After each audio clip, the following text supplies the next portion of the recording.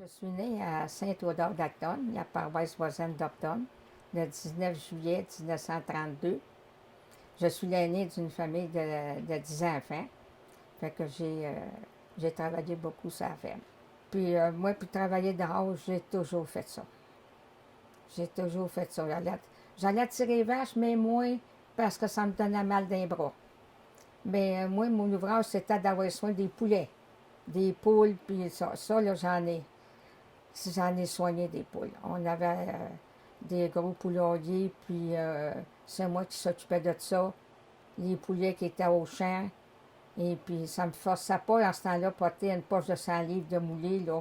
J'étais capable de faire ça, mais plus aujourd'hui, à cette heure. J'étais allée à l'école dans notre rang, à l'école là, du 7e rang. Ça fait donner à peu près 1 000 à pied. Et puis, l'hiver, bien, quand il faisait mauvais, des fois, on trouvait ça dur, mais des fois, il y en avait qui venaient nous chercher. Puis là, j'ai arrêté dans l'école, j'ai fait ma 7e année. J'aurais aimé ça continuer, mais j'avais pas la chance de continuer. Il fallait que j'aille avec mes parents. À ce temps-là, c'était pas comme aujourd'hui. Puis là, bien, qu'est-ce que je trouvais? J'avais une de mes sœurs, la plus jeune, elle avait la chance d'aller à l'école, puis elle n'y a pas été. Elle n'y a pas été longtemps. Moi, j'aurais aimé ça, faire mon cours dans l'art culinaire, là. L'école, j'aurais aimé ça. Mais, non, on ne pouvait pas. Fait que c'est pour ça, en 1951 et 1952, j'étais allée à l'école d'agriculture à Nicolette. Ça, c'était une école pour les filles, l'été seulement. C'est 4 mois. Juin, juillet, août, septembre. Puis l'hiver, c'était les garçons qui allaient à l'école d'agriculture. Je te veux dire qu'à l'école, là, on apprenait de tout. On apprenait l'agriculture, on apprenait l'art culinaire, le tissage, le tricot. Puis l'abbé Martel, il nous montrait de la musique.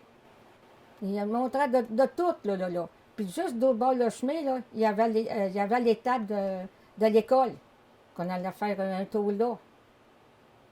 Fait que c'est pour ça. Il y avait des agronomes qui nous enseignaient aussi.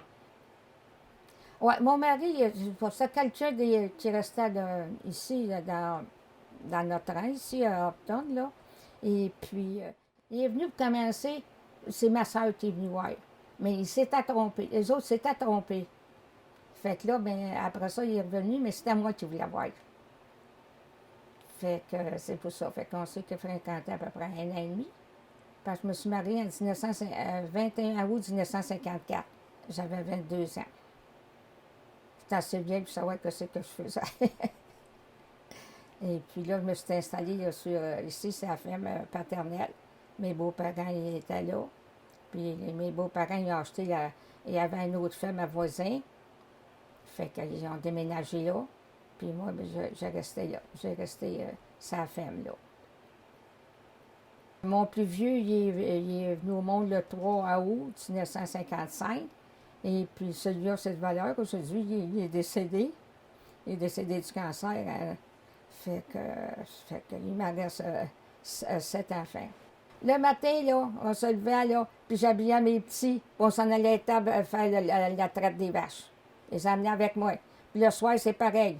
Je les emmenais toutes avec moi. Je les laissais pas en maison. Et vous aidez?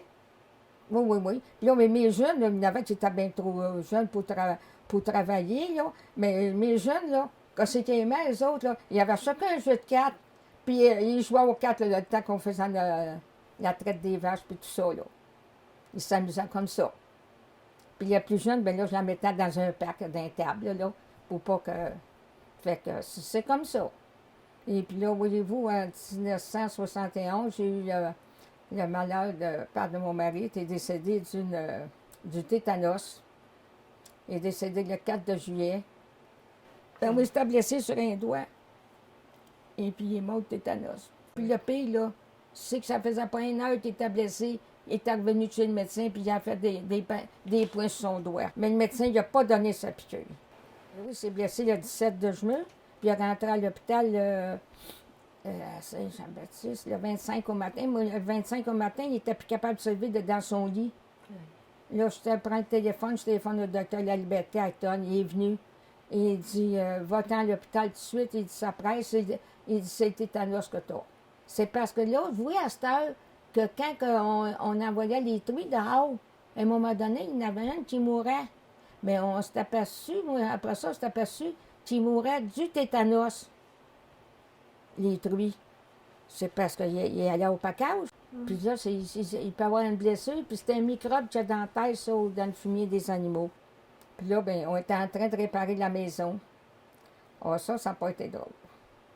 J'avais toute la traite des vaches à faire, puis on avait détruit, il fallait tout soigner ça, puis tout ça.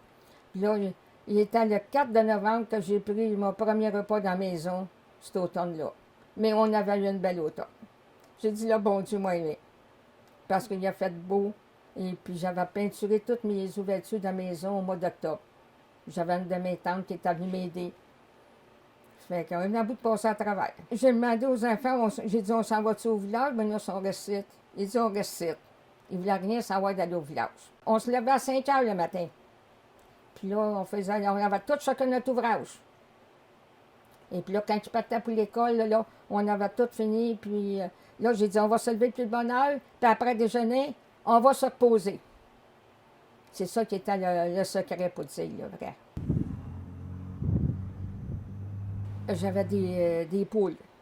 Ah, moi, ça me prenait des poules, hein, des poules pondeuses. Là, j'en avais là, à peu près une centaine. Là. Et puis après ça, on avait de la porcherie, on avait des truies. On n'avait pas tellement au début, là, mais ça a évolué avec le restant. Puis là, à part de ça, oui, j'ai fait construire un silo pour le maïs en 1975. Et puis j'ai fait construire aussi une remise pour mettre de la machinerie.